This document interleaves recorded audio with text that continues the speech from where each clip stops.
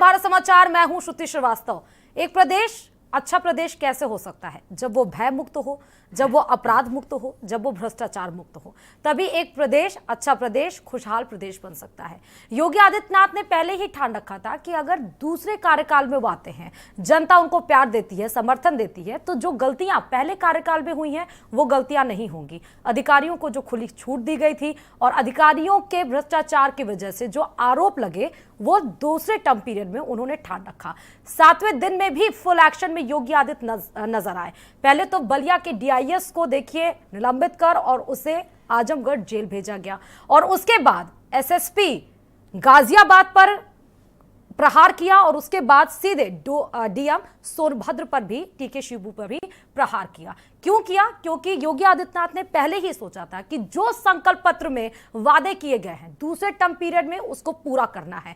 कोई भी ऐसा मौका नहीं देना है जिससे जनता में भी भ्रम उत्पन्न हो, सवाल पैदा हो उनके जहन में, और विपक्ष को भी कोई मौका नहीं देना है। भ्रष्टाचार पर जीरो टॉलरेंस की नीति पर योगी आदित्यनाथ काम करती हुई नजर आ रही है, और तभी जो एसएसपी पवन कुमार जी थे, जो गाजियाबाद के एसएसपी थे, 2 बार काफी सुर्खियों में भी रहे 25 लाख की लूट को लेकर और दिव्यांग को बुरी तरीके से पीटने को लेकर, जिसका वीडियो भी वायरल हुआ था। ये 2 इंसिडेंट योगी आदित्यनाथ के दिमाग में खटक रहे थे। दूसरे टर्म पीरियड में आने पे सीधा चाबुक चला दिया और सस्पेंड कर दिया। और अब वहीं आते हैं सोनभद्र, डीएम सोनभद्र के टीके शिबू पे, जहां पर सिर्फ 6 महीने ही कार्यभार संभाला सोनभद्र का, लेकिन खनन में भ्रष्टाचार को लेकर, और साथ ही जब यह देखा गया कि चुनाव में उन्होंने पोस्टल बैलेट को सील नहीं किया था, और जिसका वीडियो भी वायरल हुआ, और इस लापरवाही को कैसे जाने दे सकते थे योगी आदित्यनाथ, इसलिए सस्पेंड कर दिया। और अब यह कार्यभार चंद्र विजय सिंह को सौंप दिया गया है, जो अभी तक मध्यांचल में थे और विद्युत वितरण निगम के वो एमडी भी थे। अब वो नए डीएम बने हैं सोनभद्र के। तो आज हम इसी पे बात करेंगे, चर्चा करेंगे पूरे पैनलिस्ट के साथ, कि जो फाइलों को लंबित रखते हैं जो अधिकारी, जो आम जनता के चप्पलें घिस जाती हैं उनके दफ्तरों के चक्कर काटते काटते, जो सरकार की मंशा पर, उनके नियति पे काम नहीं करते हैं, उनको क्या खामियाजा भुगतने को मिल सकता है, उसका एक्शन हम देख रहे हैं। तो अब जो फाइलें लंबित रखेगा, जो विभागीय काम को लेट लतीफी जिसमें करेगा, और जो सरकार की मंशा को अपनी मंशा ना बनाकर उस पर काम नहीं करेगा, उसको काम से हाथ धोना पड़ेगा, उसे घर में बैठना पड़ेगा, और इस पर ही काम कर रही है। तभी उत्तर प्रदेश को देश के नंबर 1 उत्तर प्रदेश में और उत्तर प्रदेश को देश के नंबर 1 इकोनॉमी में स्थापित कर पाएगी योगी सरकार। और अपने सपने को साकार करने के लिए योगी सरकार सख्त है और सख्ती से वो पालन भी कर रही है। इसी पर हम चर्चा करेंगे। देखिए, तमाम पैनलिस्ट हमारे साथ मौजूद हैं। इंट्रोडक्शन करा देते हैं। हरीश श्रीवास्तव जी हमारे साथ मौजूद हैं, भाजपा नेता, बहुत बहुत स्वागत है। साथ ही एसएम अशरफ जी हमारे साथ मौजूद है, नेता सपा, बहुत बहुत स्वागत है। और RK Chaturvedi ex IPS sir मौजूद है, बहुत बहुत स्वागत है। और संदीप त्रिपाठी जी देखिए नेता कांग्रेस भी हमारे साथ जुड़ेंगे, उनका भी बहुत बहुत स्वागत है। और चर्चा की सीधे शुरुआत करते हुए देखिए, मैं सबसे पहले मैं आरके जी आपके पास आना चाहती हूं, और ये बहुत अहम है, जहां पर ये कहा जाता है कि जो डिपार्टमेंट्स हैं, जो अधिकारी हैं, उनके ऊपर सबसे पहली बात तो जो खौफ होता है वो मंत्रियों का होता है, सफेद कुर्ते का, खाकी के ऊपर, या ये कहें अधिकारियों के ऊपर जो रौब चलता है वो मंत्री और इनका होता है। लेकिन अगर सरकार की मंशा साफ है और अधिकारियों की मंशा साफ है, तो फिर तालमेल कैसे नहीं बैठ पाता, फिर भ्रष्टाचार कैसे उत्पन्न हो जाता है? सर देखिए, सबसे पहले मैं ये कहना चाहूँगा कि ये सरकार की नीति है कि किसे सस्पेंड करे और किसे न करे। हाँ। बस इसमें देखा ही जाना चाहिए कि ये सेलेक्टिव नहीं होनी चाहिए, सेलेक्टिव सस्पेंशन, या क्योंकि सस्पेंशन जो होता है वो सरकार का ब्रह्मास्त्र है, और ब्रह्मास्त्र का उपयोग हमेशा सोच समझ करके, विचार करके किया जाता है। और यह भी बिल्कुल सही बात है कि इससे नीचे तक मैसेज जाता है। तो मुख्यमंत्री जी की इस कार्रवाई का असर बिल्कुल पड़ेगा। अब रही बात इसको भ्रष्टाचार, सर आपने एक वर्ड भी बोला कि सेलेक्टिव नहीं होना चाहिए, तो ये जो एक्शन हुआ, आपके कहने का मतलब वो सेलेक्टिव? मैं इतना ये कह सकता हूँ कि मैं पवन कुमार को जानता हूँ, वो लापरवाह हो सकते हैं पर बेईमान नहीं हो सकते। वो एक ईमानदार अधिकारी के रूप में उनकी ख्याति है। ये जरूर कभी कभी ये देखा जाता है कि ईमानदार अधिकारी फिर सारे लोगों को बेईमान समझने लगता है। और ऐसी स्थिति में उसका व्यवहार और आचरण जनप्रतिनिधि और जनता के प्रति सम्मानजनक नहीं रहता और वो अपने आप को सबसे बड़ा समझता है। पवन से ये गलती हो सकती है, लेकिन पवन को भ्रष्ट कहना अगर है तो वो मेरी समझ में लेकिन जस्टिफाइड रिपोर्ट्स नहीं आई है कि 25 लाख लूट में उनका नाम आया है। 25 लाख की लूट मैडम, दिन दहाड़े जो हुआ था नहीं, जिस एक मामले मिनट को, हाँ। मैडम, 25 लाख की लूट भ्रष्टाचार नहीं है। 25 लाख की लूट जो है एक अपराध है। हाँ। और अपराध में बिल्कुल जिम्मेदारी तय होनी चाहिए, कार्रवाई होनी चाहिए। हाँ। मेरी आपत्ति केवल उसको भ्रष्ट कहने में है। भ्रष्टाचार 25 लाख की लूट नहीं है, हत्याएं होती हैं, सब अपराध हैं। करेक्ट, अपराध है। किसी भ्रष्टाचार संबंधी मामले में जहाँ तक मेरी जानकारी है उनकी शिकायत नहीं हुई। डिस्ट्रिक्ट मजिस्ट्रेट साहब के बारे में मेरा बहुत कहना उचित नहीं होगा, लेकिन वो प्रूवन है, उसमें जांच हुई है, उसमें वहाँ के आयुक्त ने जांच की है। मैं दूसरी बात कहना चाहता हूँ, मैं कहना चाहता हूँ कि मैसेज बहुत अच्छा जाता है इससे, और एक सामान्य नागरिक की हैसियत से ये कहा जाता है कि जिस आदमी को थाना, तहसील, कचहरी और अस्पताल न जाना पड़े, या जहाँ पे ये चारों ऐसी चीज़ हैं जो जनजीवन को सीधे प्रभावित करती हैं, तो अच्छा, एक मिथ और है सर, मैं आपको अभी आपने बोला कि थाना, कचहरी, अस्पताल ना जाना पड़े। एक चीज और है, लोग ये भी कहते हैं, जब आप लोगों से बात करिए तो लोग कहते हैं कि अधिकारियों के दफ्तर के भी चक्कर ना काटना पड़े। बिल्कुल नहीं काटना चाहिए। देखिए, ऐसा है कि थाना भी अधिकारी ही चलाता है। हाँ। और जहाँ तक मैं पुलिस की बेसिक बात करूँ कि कटिंग एज पुलिस की थाना है। हाँ। थाना अध्यक्ष से लेकर और डीजीपी तक, हाँ। सरकार तक, सबकी एक जिम्मेदारी कि थाना सही चले। तो अगर थाना सही चलाना मतलब मेन चीज़ ये है कि थाने को सही चलना चाहिए, और इसी के लिए CO, additional SP, SP, SSP, commissioner, ये सारे लोग रखे जाते हैं। तो अगर हम सीधे सीधे उस जगह को हिट करेंगे जहाँ से चीज़ें सुधरती हैं, कोई भी आदमी थाने पर जाए, अगर उससे अच्छा व्यवहार किया जाए, उसकी बात सुन लिया जाए, तो राम राज्य अपने आप आ जाएगा। करेक्ट। तो हमारी जो कार्य प्रणाली होनी चाहिए, हमारी जो नीति होनी चाहिए, इस हिसाब से होनी चाहिए कि वो इन बेसिक यूनिट्स को, जहाँ पे जनता सीधे जाती है, जनता किसी अधिकारी के पास, किसी मंत्री के पास, किसी विधायक के पास तब जाती है जब उसे थाने से न्याय नहीं मिलता। करेक्ट। तो अधिकारियों का चक्कर ही न काटना पड़े, ऐसी व्यवस्था की जानी चाहिए। लेकिन सर, मैं यहाँ पे आपको रोकना चाहूंगी। बहुत मतलब ऐसा नहीं है कि ये पहला एक्शन है, तमाम ऐसे एक्शंस होते हैं, लेकिन उन एक्शन का रिएक्शन उस क्षणिक, वो कहते थे मूवमेंट के लिए होता है, उसका असर लॉन्ग टर्म पीरियड के लिए नहीं होता है, और ना ही उसका खौफ रहता है। मैडम, फिर आप मेरी ही बात को सपोर्ट कर रही हैं। हाँ। ये हमें बेसिक्स ठीक करने पड़ेंगे। हमें 2-4 लोगों को और सस्पेंड वो सर करके कैसे होगा, जो बेसिक की हम बात करते मैं हैं? बिल्कुल उसी की बात हाँ। करना चाह रहा था। हम लोगों में से सारे लोगों ने इतिहास पढ़ा हुआ है।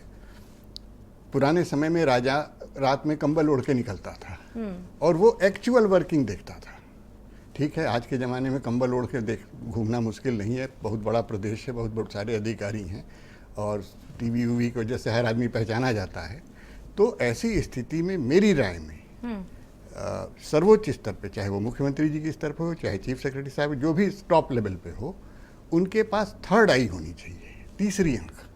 थर्ड आई मीन्स कि वो लोग जो सीधे उनके लायल हों, जिनकी महत्वाकांक्षाएं न हो, जो चुपचाप जा कर के हर चीज़ की वर्किंग देख करके और सीधे रिपोर्टिंग कंसर्न को करें, तब आपको ज़मीनी हकीकत पता चलेगी।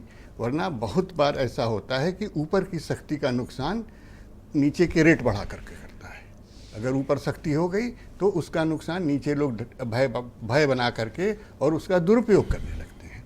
तो इसके लिए किसी भी शासन और किसी भी सत्ता को यह देखने के लिए कि उसकी योजनाएं सही कार्यान्वित हो रही हैं कि नहीं, जनता को आराम मिल रहा है कि नहीं, उसके पास थर्ड आई अवश्य होनी चाहिए। आप कहीं बता के दौरा करने जाते हैं, आपको हर चीज़ आदर्श मिलेगी। आप कहीं पे लोकल ऑफिसर से पूछेंगे तो वो अपने अधीनस्थ को क्यों गलत बिल्कुल सही बताएगा। है, बिल्कुल सही। आपके पास बिल्कुल इंडिपेंडेंट थर्ड आई होनी चाहिए जो सिर्फ आपके प्रति लायल हो, और जहां आप जरूरत समझें उसको भेजें। और इन्हीं 4 यूनिट्स, अब तो थोड़ा इसमें मैं विकास प्राधिकरण और निगम विगम को भी जोड़ दूंगा, ये बाद के डेवलपमेंट्स हैं, लेकिन जो मैं कह रहा हूँ वो पहले पुराने हैं। तो इन 5-6 विभागों को चिन्हित करिए और वहाँ बेसिक यूनिट्स को ठीक करिए, और उसके बाद जब आप सस्पेंड करेंगे, कार्रवाई करेंगे, तगड़ी करेंगे, तो पूरे सिस्टम पे करिए, थाना से लेकर के कप्तान तक करिए।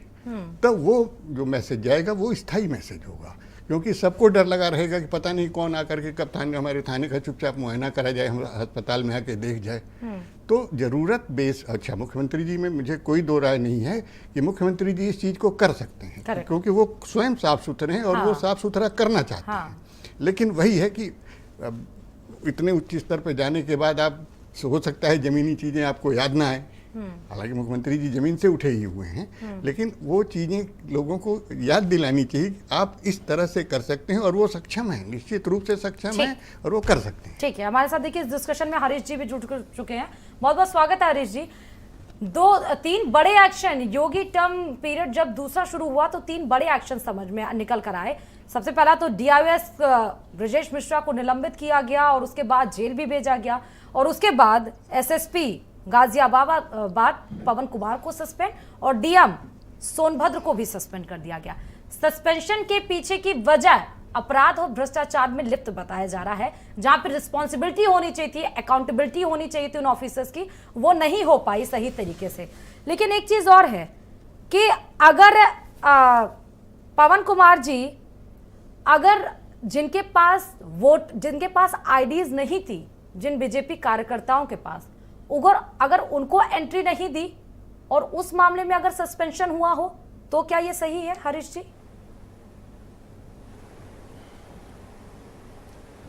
नहीं, ऐसा बिल्कुल नहीं है।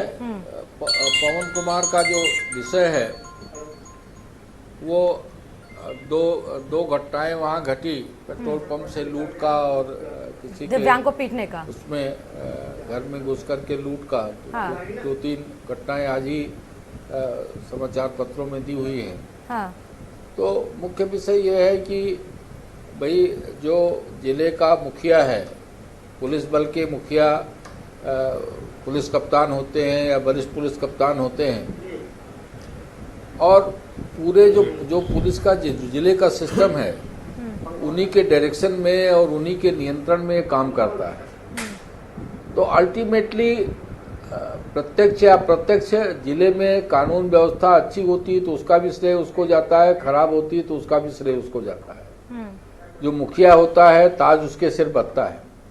तो अगर कहीं कोई गड़बड़ियां आ रही हैं, कहीं कोई इस तरह की लापरवाही देखने में आ रही है या कानून व्यवस्था नहीं संभल रही है, तो उसकी जिम्मेदारी तो आखिर कहीं न कहीं फिक्स होनी चाहिए। और माननीय मुख्यमंत्री जी का चाहे वो पहला कार्यकाल रहा हो 17 से लेकर 22 तक का, या जो 25 मार्च से दूसरा कार्यकाल शुरू हुआ, उसमें अपराध और भ्रष्टाचार के प्रति उनका 0 टॉलरेंस की नीति है और उस पर पूरी दृढ़ता और पूरी मजबूती के साथ वो उस पर काम करते हैं। तो सोनभद्र का मसला है, वो खनन में कमिश्नर की रिपोर्ट में पाया गया कि उनके खिलाफ जो चार्जेस पाए गए, तो ये एक मैसेज भी है सिस्टम में जो लोग हैं, जो अधिकारी हैं, जो कर्मचारी हैं, सबके लिए एक मैसेज भी है कि योगी जी की सरकार, वो छोटा कर्मचारी हो या बड़ा अधिकारी हो, किसी को बख्शने वाली नहीं। अगर कहीं कर्तव्य में शिथिलता पाई गई या कहीं भ्रष्टाचार या में लिप्तता पाई गई, तो ये जो चाहे वो बुलडोजर की बात हो कि जो अवैध निर्माण है उस पर लगातार बुलडोजर चल रहे हैं, या अपराध और ये इस पे जो कार्रवाई है, ये अपने आप में ये इस बात का पुख्ता प्रमाण है कि सरकार इन चीज़ों को बिल्कुल बर्दाश्त नहीं करेगी। और लोगों को इस सिस्टम में जो भी लोग हैं, चूँकि सरकार के जो हाथ पैर हैं ये तो अधिकारी कर्मचारी हैं, शासन के जो इंस्ट्रूमेंट तो हैं क्या ये हैं, पहले टर्म पीरियड में तो समझ जो में गुड नहीं आया डिलीवर जब होना आपने है, खुली छूट दी थी अधिकारियों को? क्योंकि पहले टर्म पीरियड में आपने अपने विधायकों को बांध दिया था, तभी हमने देखा कि विधानसभा के सामने आपके विधायक धरने पे बैठ गए थे, और दूसरे टर्म पीरियड में आप अधिकारियों को बांध रहे हैं। रिपोर्ट है कि 200 से 250 अधिकारियों को आप और कर्मचारियों को आप, जिनके ऊपर आपने नकेल कसने की पूरी लिस्ट बनाई है। चलिए ठीक है, हमारे जी के पास लौटेंगे। संदीप जी देखिए हमारे साथ जुड़े हुए हैं, और साथ ही SM अशरफ साहब। अशरफ साहब, मैं आपके पास आ रही हूँ। ऐसा नहीं है कि अधिकारी ऐसा नहीं है, आप ये आरोप नहीं लगा सकते हैं कि अब की सिर्फ विपक्ष के ऊपर कार्रवाई चल रही है, विपक्ष के ऊपर बुलडोजर चलाया जा रहा है। अपने अधिकारियों और सचिवों के ऊपर भी ये सख्त कार्रवाई कर रही है योगी सरकार। जी, बहुत अच्छी बात है। और फेयर हो के अगर कार्रवाई हो रही है, चाहे वो विपक्ष हो चाहे उनके अपने लोग हों, तो इससे अच्छी कोई बात हो ही नहीं सकती इस प्रदेश के लिए। और कुछ उम्मीद हम कर सकते हैं कि शायद बहुत बेहतर हो। अभी 2 ऑफिसर्स का सस्पेंशन, ये 2 ऑफिसर्स सस्पेंशन की बहुत सी वजह हो सकती हैं, जिसमें 2 वजह उन्होंने बताई है कि एक रीज़न तो ये है कि सब खनन में उनके खिलाफ चार्जेस थे, जांच कराई, जांच करने के बाद उनको दोषी पाया, और दूसरा बैलेट पेपर को उन्होंने सील नहीं किया था।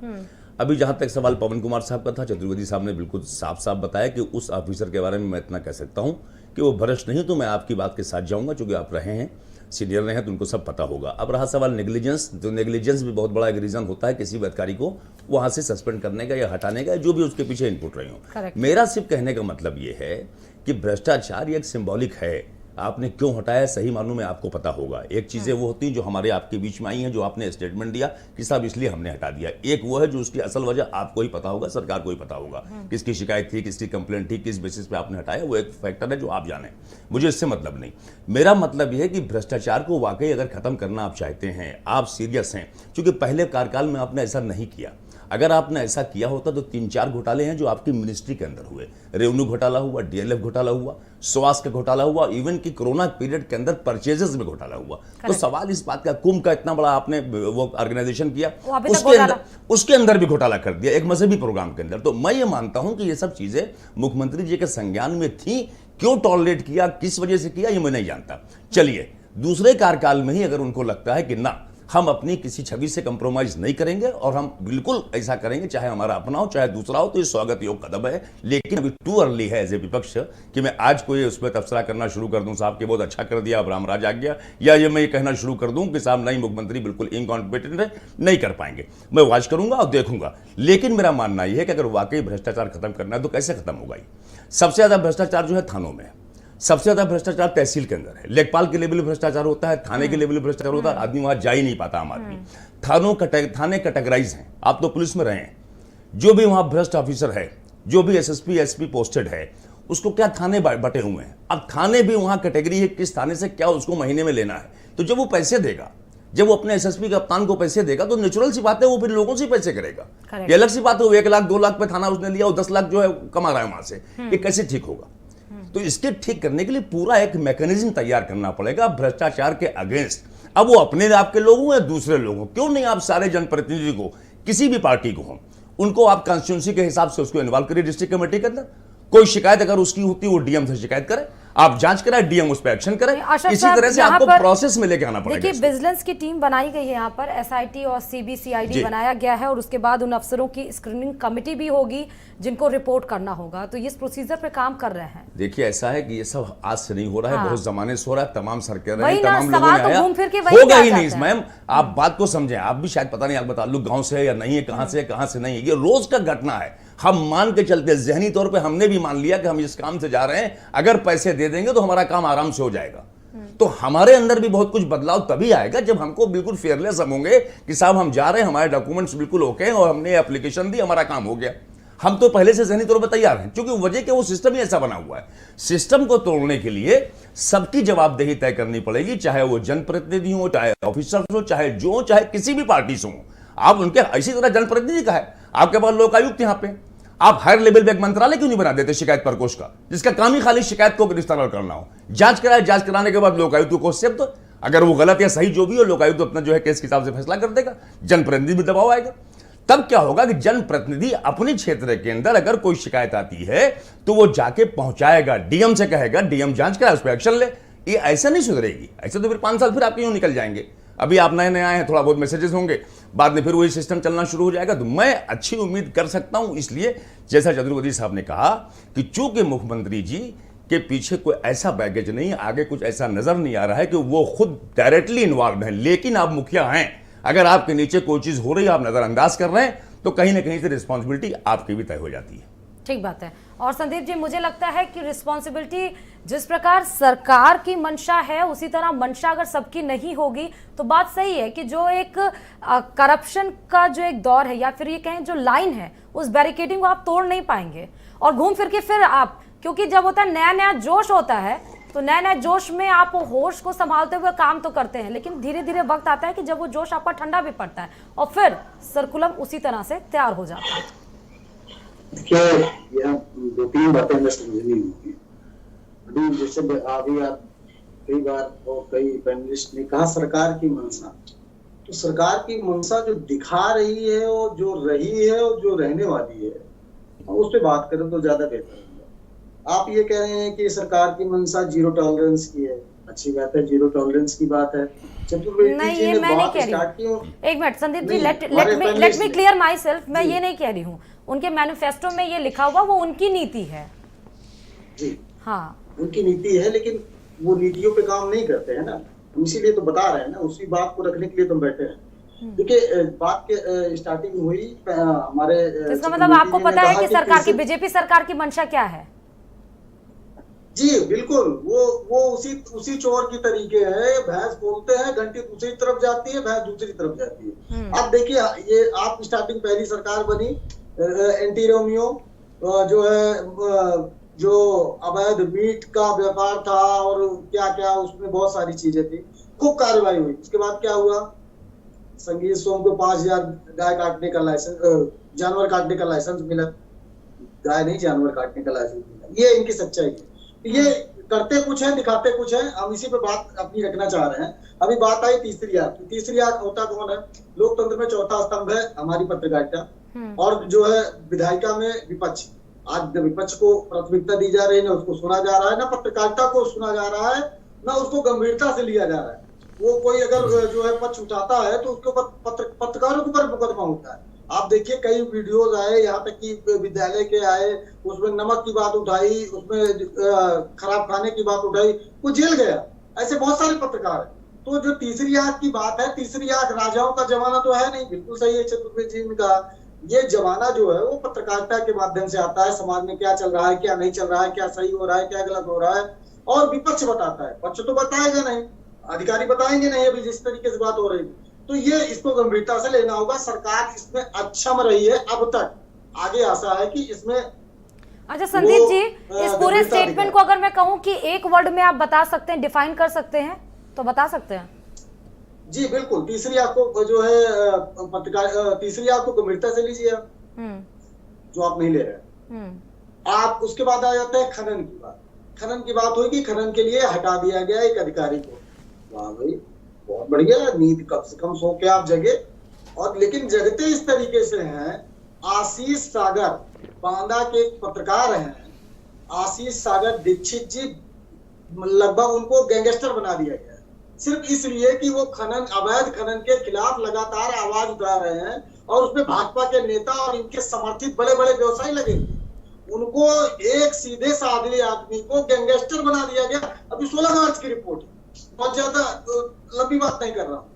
तो ये इनकी सच्चाई है, ये इनकी मंशा है, ये इनकी दोहरी नीति है, जो जीरो टॉलरेंस की बात है।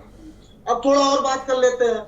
आप घोटाले की बात कर रहे हैं, घोटाले की बात, पीएफ घोटाले की बात हुई बिजली विभाग में। आप बताइए, श्रीकांत शर्मा जी को आपने हटा दिया, अच्छी बात है। अधिकारी के खिलाफ क्या कार्रवाई हुई अब तक? आप पहली बात तो उसको घोटाला मान ही नहीं रहे थे। वो कह रहे थे कि पिछली सरकार का है, इनका है, उनका है। और अगर था नहीं तो श्रीकांत शर्मा जी को आपने क्यों हटाया? और अगर श्रीकांत शर्मा जी हटे तो वो जो सचिव थे वो जेल कब जाएंगे? वो उनके ऊपर कार्रवाई कब होगी? एक और घोटाले की बात कर लेते हैं। बहुत सारे घोटाले हुए, बहुत सारे पेपर लीक हुए। डी हाउस ब्रजेश मिश्रा जी का इतिहास क्या रहा है वो बताने की जरूरत नहीं है। मेरे हिसाब से हर एक अच्छा अधिकारी उनको जानता है, हर भ्रष्ट अधिकारियों के बीच में तो पॉपुलर है ही है। ये मैं कोई निजी आरोप नहीं लगा रहा हूँ। ठीक है संदीप जी, अपनी बातों को कंक्लूड करिए, अपनी बातों को कंक्लूड करिए। देखिए, मैं एक टॉपिक पे जवाब दे रहा हूँ, एक टॉपिक पे रख रहा हूँ, तो इसलिए थोड़ा समय लग रहा है। और हमारे पैनलिस्टों ने काफी समय लिया है, मैं सिर्फ 5 मिनट बोल रहा हूँ। देखिए, ब्रजेश मिश्रा जी की जहां तक बात है, उनको सस्पेंड थे, उसको फिर से कौन लेके आता है ये बताने की जरूरत नहीं, आप ही लेके आते हैं। तो आपके भ्रष्टाचार के खिलाफ नीति क्या है और किस तरीके से आप लड़ना चाहते हैं, ये भी समझ में आता है।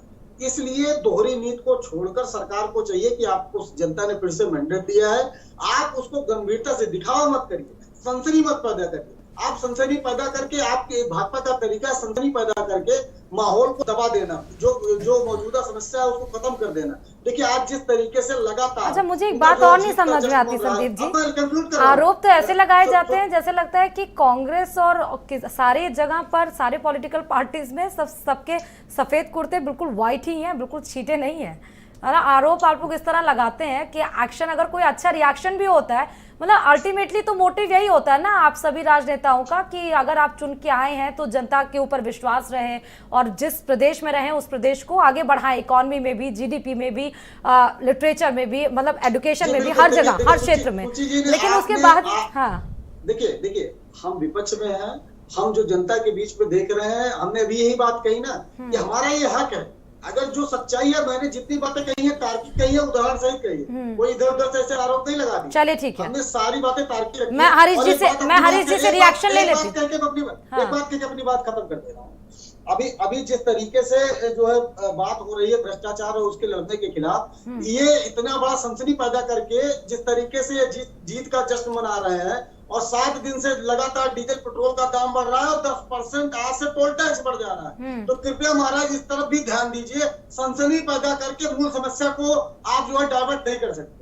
ठीक है हरीश जी, आरोप बहुत ज्यादा लग गया और एक लाइन में मैं बता दूं जो आरोप लगे हैं वो कि समय और परिस्थिति देखकर और प्रेशर कहीं और से बिल्ट किया जाता है जब आप एक्शन लेते हैं।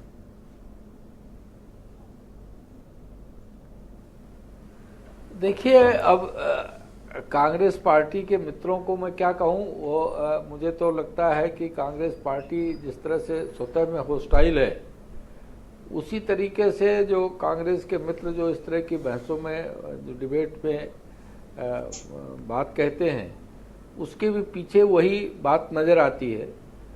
कोई भी सरकार द्वारा अगर कदम सकारात्मक दृष्टि के लिए उठाया जा रहा है, एक अच्छी तरफ एक कदम उठाया जा रहा है, एक अच्छी पहल की जा रही है, तो उसका सबको स्वागत करना चाहिए। भ्रष्टाचार एक ऐसी बीमारी है कि जो पूरे सिस्टम को, पूरे समाज को दर्द दे रही है। अच्छा एक चीज और है, ऊपर से लेके नीचे तक की तकलीफें सब भोग रहे हैं। चलिए संदीप जी, लेकिन मेरी बात सुन लीजिए हरीश जी, मेरा एक सवाल भी है कि आप लोग जो कह रहे हैं कि भ्रष्टाचार एक बहुत बड़ी बीमारी है, जिस बीमारी ने जड़ बना लिया है, वो पैदा कहाँ से हुई हरीश जी? पैदा हम ही लोगों के बीच से हुई। हाँ, वो बीमारी तो हम ही लोगों के बीच से पैदा हुई, इसी समाज से पैदा हुई। तो और उसको दूर करने के लिए अगर कोई ईमानदारी से प्रयास कर रहा है तो उस पे अभी एक साहब ने, जो संदीप जी के पहले पूर्व वक्ता बोल रहे थे, उन्होंने एक बात कही कि इसके लिए एक सिस्टम क्रिएट करने की जरूरत, एक मैकेनिज्म क्रिएट करने की जरूरत है। निश्चित रूप से उस बात से तो मैं सहमत हूं, लेकिन ये जो ईफ एंड बट लोगों का होता है कि साहब वो प्रथम जो सरकार का पहला कार्यकाल था उसमें क्यों, अरे भ्रष्टाचार के खिलाफ कितने अधिकारियों कर्मचारियों और वो कलेक्टर रहे हों, एसपी रहे हों, या किसी रैंक के अधिकारी रहे हों, सभी स्तर पे कड़ी कार्रवाई आदरणीय योगी जी की सरकार ने सुनिश्चित करने का काम किया, लोगों को नौकरी से बाहर करने का काम किया। तो जब सकारात्मक कदम, एक निर्णय सरकार ले रही है और सिस्टम को दुरुस्त करने के लिए कदम उठा रही है, नहीं तो मुझे नहीं लगता, इसका जवाब मुझे लगता है कि आरके साहब अच्छे से दे पाएंगे, क्योंकि सस्पेंशन, मैं जो लगता है हरीश जी, आपने ये कहा कि लोग उतने पीड़ित हैं। ठीक है, अगर आरके साहब इसका रिस्पांस अच्छे से दे पाएंगे, क्योंकि सस्पेंशन ही क्या अल्टीमेटम सोर्स है? आप सही ढंग से अगर किसी स्ट्रक्चर को सही करना है तो आरके जी, कि आप इंसान को सस्पेंड कर दीजिए, उसको तबादला उसका कर दीजिए, तो उसके बाद स्ट्रक्चर जो करप्टेड है वो सही हो जाएगा। आरके साहब देखिए मैडम, सस्पेंशन कोई अंतिम विकल्प नहीं। मैंने पहले भी ये कहा कि सस्पेंशन तो ब्रह्मास्त्र है। करेक्ट, ब्रह्मास्त्र उस समय छोड़ा जाना चाहिए, मतलब जब उसके सामने उस तरह का लक्ष्य हो और उसका पूरा इकट्ठा मैसेज आता हो।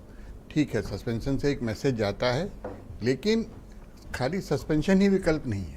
आपको हमेशा व्यवस्था को सुधारना पड़ेगा। वो नौबत क्यों आई कि किसी को सस्पेंड करने की जरूरत पड़ी? आपकी तैयारी उस पे होनी चाहिए, लॉन्ग टर्म पॉलिसी होनी चाहिए सस्पेंशन ये जरूर है कि किसी की आकस्मिक रूप से हुई लापरवाही में एक मैसेज तो नीचे भेज दे ही देता है, तो मैं ये नहीं कहूँगा कि सस्पेंड नहीं करना चाहिए, लेकिन हमें सस्पेंशन के आगे भी सोचना चाहिए, क्योंकि सस्पेंड होगा 6 महीने 8 महीने बाद बहाल हो जाएगा, फिर कहीं पोस्ट हो जाता है, तो व्यवस्था नहीं सुधरती, वो आदमी फिर किसी जगह चला गया, फिर कुछ करेगा वो। तो जैसे मैं हमेशा मूल प्रश्न पे कायम हूँ, अपने मूल सुझाव पे कायम हूँ कि व्यवस्था के सुधार का प्रयास होना चाहिए और अच्छा खासा समय है। आर के साहब, एक चीज और हरीश जी ने एक चीज और कहा कि वो पुलिस ही होती है जहां पर जो इश्यूज होते हैं, मामले, वो सबसे पहले वहीं पे आते हैं। तो अगर वो इश्यूज मामले थाने में ही अगर सॉल्व कर दिए जाएं तो हमको डीएम अपर लेवल तक जाना ही नहीं पड़ेगा। तो क्या ये प्रॉब्लम्स आती हैं? क्योंकि जनरली अगर देखा जाए, अगर हम बात करें तो जनता, अगर मैं भी जाती हूँ रिपोर्ट लगाने के लिए तो 10 बार हमको जाना पड़ेगा एक ही काम के लिए, 10 बार। तो ऐसा क्यों होता है? क्या वहां पर लोगों की कमी है कि प्रॉब्लम्स बहुत ज्यादा हैं सोसाइटी के अंदर, समाज के अंदर दिक्कतें बहुत ज्यादा हैं, उसको सॉल्व करने के लिए वहां पर पुलिस अधिकारियों की कमी है या पुलिस स्टाफ की कमी है, वहां पर सरकार को काम करने की जरूरत है? प्रॉब्लम्स किन किन लेवल पे आ रही हैं जिस वजह से इसको बढ़ावा मिल रहा है, अपराध और भ्रष्टाचार को? या फिर नियत की बात करें कि नियत ही नहीं साफ है लोगों की? आप आर के साहब देखिए मैडम, अब तो कोई कह नहीं सकता कि पुलिस बल की कमी है। पिछले 4 साल 5 साल में लगभग 1.5 लाख से ऊपर पुलिस के कर्मचारी भर्ती किए गए हैं, और हम लोगों के ज़माने में जहां जितने लोग एक थाने में तैनात होते थे, 14-15 आदमी की स्ट्रेंथ होती थी, आज आप किसी इंपॉर्टेंट चौराहे पे चले जाइए तो वहाँ भी 14-15 लोग खड़े हो जाएंगे। तो संख्या बल नहीं है, मेन चीज़ होती है अकाउंटेबिलिटी। बीट का सिस्टम होता है, बीट में कुछ होता है तो बीट कांस्टेबल जिम्मेदार ठहराया जाए, मतलब पूरा बना हुआ सेटअप कंप्लीट है। हमें उस सेटअप को लागू करना है और अकाउंटेबिलिटी फिक्स करनी है। मेरी राय में पुलिस का, लोग कहते हैं कि हमने ये मॉडर्न पुलिसिंग कर दी है, हमने पब्लिक ओरिएंटेड पुलिसिंग कर दी। मेरी राय में अगर कोई रिक्शे वाला अपनी समस्या लेकर के थाने पे चला जाए, उसको बिना 4 बात सुने थाने की दीवान जी तक एंट्री मिल जाए, उसकी कागज ले ली जाए और समाधान हो या न हो, एक आदमी उसके साथ मौके पे चला जाए। मेरी समझ में पुलिस का राम राज्य तो यही। रह गई बात अवेलेबिलिटी ऑफ पुलिस की, तो इसमें सरकार की योजना डायल 112 की है। जो सबसे बड़ी समस्या पुलिस के बारे में होती है कि पुलिस देर से पहुंचती है, तो डायल 112 की सेवा बहुत व्यवस्थित तरीके से चल रही है। अब ये कोई शिकायत नहीं कर सकता कि उसने 100 नंबर 112 नंबर पे फ़ोन किया और पुलिस पहुंची नहीं। पुलिस पहुंच करके अटेंड करती है। बस खाली आवश्यकता इस बात की है कि आप बेसिक यूनिट को सशक्त करिए, और उसके लिए जरूरी है कि आप अकाउंटेबिलिटी फिक्स करिए कि भाई इस बीट में ये गड़बड़ हुई तो ये सिपाही सवाल और है कि ये भी सुनने में आता है कि अगर ऑफिसर ऑनेस्ट है या वो एक्शन लेना चाहता है प्रॉब्लम्स पर, दिक्कतों पर, तो उसके ऊपर के ऑर्डर्स भी तो होते हैं जो उसको रिस्ट्रिक्ट कर देते हैं, रोक देते हैं। मैं 35 साल पुलिस की नौकरी किया हूँ, 14 जिलों में एसपी SSP रहा हूँ। अगर मेरी नीयत साफ है तो अगला जो हमारे ऊपर दबाव देने वाला है, तो फिर सर आपका तबादला कर दिया जाएगा, आपको यहाँ से आप पूरी बात तो मैडम नहीं, आप पूरी बात सुनिए। मेरे ऊपर जो दबाव देने वाला आदमी है वो भी जानता है कि मैं किस लिमिट तक उसका दबाव, उससे बढ़ करके कोई दबाव नहीं देता। मैं हर सरकार में रहा हूँ, मैं कोई आत्मश्लाघा की बात नहीं कर रहा हूँ, लेकिन मैं बीजेपी की सरकार में SP city Ghaziabad, SP city Noida रहा हूँ। मैं मायावती जी की सरकार में SSP Noida, SSP Mathura, SSP Saharanpur रहा हूँ। मैं अखिलेश यादव जी की सरकार में SSP लखनऊ और DIG लखनऊ रहा हूँ। तो अगर आप काम करते हैं, पूरी निष्ठा के साथ करते हैं, और एक चीज़ और मैं कहना चाहूँगा, इसमें मुझे 2 मिनट का समय दीजिएगा, कि ब्यूरोक्रेसी का आदर्श इंडिविजुअल नहीं होता। ब्यूरोक्रेसी का आदर्श हमेशा से मैं भीष्म को ब्यूरोक्रेसी का आदर्श मानता हूँ। क्यों? निष्ठा मेरी राज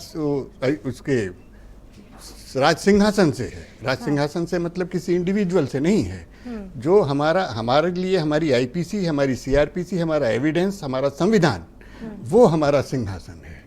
हस्तिनापुर के सिंहासन से निष्ठा है, उस पर बैठे व्यक्ति से नहीं है। तो अगर कोई अधिकारी इस भावना के साथ काम करेगा तो निश्चित ही वो लोक कल्याण की भावना करेगा। लेकिन सर मैं बिल्कुल फैक्ट पे बात करूं और ट्रुथ पे, तो आप जैसे ऑफिसर्स बहुत कम देखने को मिलते हैं। हमें ऐसे ऑफिसर्स सोसाइटी में मिलते नहीं हैं, और अगर फैक्चुअल बात करें, अगर चतुर्वेदी साहब की तरह ही सारे ऑफिसर्स हो जाएं तो इस बात पे तो हम डिस्कशन ही ना करें, और ना सरकार को भ्रष्टाचार या अपराध की अगर हम बात करें या अकाउंटेबिलिटी की बात करें तो उस पर किसी को सस्पेंड करना भी पड़े। लेकिन आज हम इस टॉपिक पे डिस्कशन तो इसीलिए कर रहे हैं कि जो इंटेंशन है वो तो इंटेंशन ही गलत है ना लोगों की, ये भी है ना। अब आप अधिकारी बन गए हैं, पढ़ लिख कर आए हैं, उस विभाग की रिस्पॉन्सिबिलिटी, दायित्व अगर आपको दिया गया, लेकिन आप अपने दायित्व को नहीं समझते हैं। अब मैं आपको सही बताऊं सर कि मैं बहुत रिपोर्टिंग करने के बाद मैंने शिक्षा विभाग को देखा, और हरीश जी मेरा भी आपसे भी ये सवाल है, चतुर्वेदी साहब से भी सवाल है, आपका शिक्षा विभाग जितना करप्टेड मुझे लगता है इतना डिपार्टमेंट 5 साल में और कोई करप्शन के कगार पर है। आपके जितने अधिकारी हैं, चाहे वो सरविंद, मैं नाम भी ले रही हूँ, सरविंद विक्रम साहब हो, एसपी बघेल साहब हो, जो अनामिका सिंह जी ने आई हैं वो देख लीजिए, कृष्णा साहब को देख लीजिए, उठा के आप सारे अधिकारियों से देख लीजिए। 5-5 साल बच्चे वहां पर धरने पे धरना देते हैं। पीएनपी प्रयागराज में देख लीजिए, ऑफिसर्स की अकाउंटेबिलिटी नहीं है बच्चों की कि वो बात तो करें। आपके ऑफिसर्स बात तक नहीं करते हैं, बात तो छोड़ दीजिए कि रिपोर्ट आगे तक क्या पहुंचाएगा। मुझे लगता है कि सरकार तक आपके अधिकारी रिपोर्ट भी सही ढंग से नहीं पहुंचाते हैं, तभी तो 5-5 साल आपकी नियुक्तियां लटकी रही। अब 1,37,000 की जो हम नियुक्ति की बात करते हैं वो अभी तक लटकी, जबकि सुप्रीम कोर्ट का ये ऑर्डर था कि 6 महीने की क्रमागत भर्तियां उसको पूरी की जाए, लेकिन आज तक वो भर्तियां लटकी हुई हैं। तो आपको नहीं लगता है कि आपका एजुकेशन विभाग जो बहुत महत्व है, बहुत इंपॉर्टेंस जिसकी है, वो उसके अधिकारी, उनके इंटेंशंस खराब हैं, वो प्रेशर में है मंत्रियों के, आई डोंट नो कि क्या रीजन है, लेकिन रीजन है जिस वजह से काम नहीं हो पा रहा है। मुझे लगता है आर के साहब, देखिए मैडम, आप फिर मेरी बात को सपोर्ट कर रही हैं और आपका सवाल भी मेरी बात के सपोर्ट में ही है। सो सपोर्ट में रहेगा ना, जो ऑनेस्ट व्यक्ति उसके सपोर्ट में ही रहेगा। बात करनी, मैं अपनी इंडिविजुअल बात नहीं कर रहा हूँ, क्योंकि जरूरत, देखिए सरकार के पास पूरे 5 वर्ष का समय है और सरकार लॉन्ग टर्म पॉलिसी बना करके लॉन्ग टर्म उसका इम्प्लीमेंटेशन कर सकती है। तो हमें 0 लेवल से तैयारी करनी पड़ेगी कि हम, आपने जिस विभाग का नाम लिया मैं उस पर कोई टिप्पणी नहीं करूँगा, लेकिन हर विभाग की कमियों को पकड़िए, उसमें दुरुस्त करिए और आखिरी आदमी को, सोसाइटी के आखिरी आदमी को सुविधा किस तरह से मिलेगी, रिसर्च इस पे करने की ज़रूरत है। उस रिसर्च को करिए, उस रिसर्च के इम्प्लीमेंटेशन करिए। अब क्या हुआ, पीछे हुआ, कौन भ्रष्ट था क्या नहीं था, उसमें नहीं। अब सरकार के पास एक बड़ा हॉरिजन है, 5 साल का समय है, सक्षम है, वे कर सकते हैं। ठीक बात है हरीश जी, बात बिल्कुल सही है कि जिस तरह आप कहते थे कि दूसरे सरकार में 1 रुपए दिए जाते थे, लेकिन पहुंचते लोगों के खाते में 15 पैसे पहुंचते थे, लेकिन आपकी सरकार आई तो 1 रुपए आप डालते हैं तो 1 रुपए अकाउंट में पहुंचते हैं। तो इस पर आपने काम किया ना, तो उसी तरह आप अदर डिपार्टमेंट्स पे भी तो काम कर सकते हैं। और बात बिल्कुल सही कही चतुर्वेदी साहब ने कि आपको ये मैनेज करना पड़ेगा, आपको देखना पड़ेगा, आपको अपनी तीसरी आंख इस प्रकार से सेट करनी पड़ेगी कि जो रिपोर्ट आप तक आए वो सही ढंग से आए, और जो लास्ट व्यक्ति, आखिरी व्यक्ति, उन तक सही चीज पहुंचे। हरीश जी, निश्चित रूप से देखिए, जो चतुर्वेदी साहब ने बात कही और जो बात आप कह रही हैं, सरकार सिस्टम को ट्रांसपेरेंट बनाने की दिशा में लगातार सतत प्रयत्नशील है। आदरणीय मोदी जी के नेतृत्व में, आदरणीय योगी जी के नेतृत्व में इस पूरे सिस्टम को ट्रांसपेरेंट कैसे बनाया जाए, इस पे लगातार सरकार सोच भी रही है और काम भी कर रही है। ये बात अवश्य है कि ये सिस्टम का जाल इतना बड़ा है, चतुर्वेदी साहब उस सिस्टम में रहे हैं तो वो इनसाइडर रहे हैं, तो बहुत सारी चीज़ों को समझते हैं। लेकिन वस्तुस्थिति यह है कि मैं तो विशुद्ध गांव का रहने वाला हूं, मैं आज देखता हूं कि पंचायतों में जो जब से ड्राइंग डिस्पर्सिंग पावर ग्राम प्रधान को मिला है, तो जो डेवलपमेंट के फंड आते हैं गांव में भी, उसका यूटिलाइजेशन कैसे होता है, गांव का ही आदमी, गांव के ही आदमी को वो सुविधा शुल्क देता है। तो ये इतने व्यापक स्तर पे ये सब चीज़ें चली गई हैं कि इनको एक सिस्टमाइज करते हुए चीज़ों को इरेडिकेट, इस भ्रष्टाचार को पूरी तरह से इरेडिकेट करने में समय तो लगेगा। लेकिन आदरणीय योगी जी बहुत दृढ़ इच्छा शक्ति के उनका नेतृत्व है, तो निश्चित रूप से वो उनकी जो मंशा है भ्रष्टाचार मुक्त व्यवस्था, हरीश जी उस परफॉर्मा पे काम हो रहा है क्या? उसको साकार उस करने की परफॉर्मा दिशा पे, में- उस स्ट्रक्चर पे काम हो रहा है क्या? हम यहाँ पे जी। स्ट्रक्चर वो समझना चाहते हैं, जो जनता देख रही है इस चैनल को और इस डिबेट को, तो वो आपसे स्ट्रक्चर समझना चाहती है कि आप किस प्रकार से स्ट्रक्चर को इस्टेब्लिश करेंगे, स्थापित करेंगे कि उस पर आप काम करें। और जहाँ पे ये कह रहे हैं कि जो माया जाल बुना गया है, जो जाल इतना जटिल है, उसको आप सुलझाएं कैसे, उसके एक एक नॉट को कैसे सुलझाएं, तो वो समझना चाहती है कि आप कैसे सुलझाएंगे। नहीं, देखिए उसके डिफरेंट मैकेनिज्म हैं। जैसे कि मैं एक उदाहरण के तौर पर एक बात मैं कहूँगा भी, माननीय मुख्यमंत्री जी ने जब अधिकारियों की बैठक ली थी तो उन्होंने कहा कि आप ये पत्रावली 2 दिन से ज़्यादा टेबल पे नहीं रहनी चाहिए, तुरंत उसका निस्तारण होना चाहिए। तो वो भी एक इसका ही भ्रष्टाचार मुक्त व्यवस्था की दिशा में ही एक वो रोड मैप है। औचक निरीक्षण की बात उन्होंने कही, फिजिकल जाकर के गांव में उन्होंने मंत्रियों के लिए भी दिशा निर्देश किए कि भाई आप गांव में जाकर के फिजिकल निरीक्षण कीजिए, जो योजनाएं हैं उनके क्रियान्वयन को लेकर के। अच्छा, आप ये जो आपने टारगेट सेट किया है 100 दिन 6 महीने और 1 साल, 100 दिन 6 महीने और 1 साल का जो आपने टारगेट सेट किया है, आपको लग रहा है कि जिस तरह अगर आप जो बोल रहे हैं उस पर आप काम कर रहे हैं और आपने स्ट्रक्चर परफॉर्मेंस सेट कर लिया है, तो जो आपने कैटेगरी सेट किया आप उसमें उतने दिनों में काम कर पाएंगे? ये देखिए एक अच्छी दिशा में उठाया गया। आज ही हम किसी चीज का निष्कर्ष और रिजल्ट निकाल लें, ये समीचीन नहीं होगा। जैसा कि माननीय मुख्यमंत्री जी ने दिशा निर्देश तो इस दिए पे तो कि आप विश्वास होगा ना कि जो physically परफॉर्मा जाकर के आपने चीजों को बनाया देखें। है उस पे परफॉर्मा तो पे अगर हम कोई भी- चलेंगे, एग्जाम्पल के लिए मैं आपको बताती हूँ हरीश जी कि जब हम प्रिपरेशन करते हैं या बच्चा एग्जाम की प्रिपरेशन करता है तो एक चार्ट बनाता है अपना डेली रूटीन, और उस पर उसको विश्वास रहता है कि उस पर मैं अगर काम करूंगा, अमल करूंगा और उसी की अकॉर्डिंगली अगर मैं पढ़ाई करता हूं तो मैं इतने नंबर स्कोर करके ला सकता हूं, जो भी इसका टारगेट रहता है। तो वही मैं पूछ रही हूँ कि जो परफॉर्मेंस स्ट्रक्चर आपने सेट किए हैं उस पर तो विश्वास होगा कि 100 दिन 6 महीने और 1 साल जो आपने टारगेट फिक्स किया उस पर आप खरे उतरेंगे और उस पर काम शुरू हो चुका है। बिल्कुल उसी संकल्प और उसी इच्छा शक्ति के साथ सरकार काम कर रही है। आज ही माननीय जल शक्ति मंत्री जो हमारे पार्टी के यशस्वी प्रदेश अध्यक्ष भी हैं, आदरणीय स्वतंत्र देव सिंह जी, उनका स्टेटमेंट आपने देखा होगा। उन्होंने कहा कि बुंदेलखंड और मिर्जापुर के एक एक गांव में जाकर के वो जो हर घर जल नल योजना है उसका वो फिजिकल वेरिफिकेशन करेंगे। तो यह भ्रष्टाचार मुक्त व्यवस्था की दिशा में ही एक मजबूत कदम होगा। अगर माननीय मंत्री के रूप में वो हर गांव में जा रहे हैं तो अपने आप जो काम है तो उसकी सिर्फ एक गुणवत्ता मंत्री भी नहीं और ना सर, उसकी मैं आ रही हूँ संदीप जी, बस मैं आपके पास आ रही हूँ। ठीक है, मैं अरशद साहब से मैं पूछना चाहती हूँ, सर एक मंत्री यहाँ पर अगर काम करते हो तो इसका मतलब ये नहीं कि पूरा स्ट्रक्चर सही हो जाएगा। फिर तो सारी मंत्रियों की रिस्पॉन्सिबिलिटी बनती है कि वो अपने केबिन में ना बैठे, वो फॉर्च्यूनर से ना घूमे, वो जाएं जहां पर उनकी दायित्व बनता है, वो वहां पर उतरे, वहां पर काम करें और जिसकी अकाउंटेबिलिटी है उससे उसकी अकाउंटेबिलिटी से वो आंसर लें भी। देखिए हरीश जी चूंकि पुराने हैं, सीनियर प्रवक्ता हैं, इनका हम लोग रिगार्ड भी करते हैं। आप लेकिन देखिए ये बिल्कुल नहीं चाहते कि पिछले 5 सालों में कोई बात की जाए। तो कोई भी चीज पीछे से अगर आपको कुछ लगता है कि हाँ आप उस पर कुछ कदम आगे बढ़ रहे हैं तो आज शायद हमारा कॉन्फिडेंस लेवल अलग होता। और जनता पे जो भ्रष्टाचार की आप बात करते हैं तो ग्राउंड लेवल पे वो दिखलाई पड़नी चाहिए ना। जब ग्राउंड पे कोई फर्क नहीं है, सिंबॉलिक तौर पे क्या ऐसा नहीं कि पहली बार ये सस्पेंशन हुआ, सस्पेंशन ही नहीं है। आप सस्पेंड अगर उनको कर रहे हैं तो फिर क्या कहीं किसी डिपार्टमेंट से आपने अटैच किया हुआ 6 महीने के बाद क्लियर हो गया हो, टर्मिनेशन करिए ना। अगर जांच करने के बाद लगता है तो टर्मिनेट करिए ऐसे अधिकारियों को। और जहां तक सवाल था भ्रष्ट का, आप कह रही हैं कि सिर्फ चतुर्वेदी साहब जैसा ईमानदार, ऐसा नहीं है। बहुत लोग ईमानदार हैं, पूरे सर्विस टेन्योर में उनको जिला नहीं मिलता। क्यों नहीं मिलता?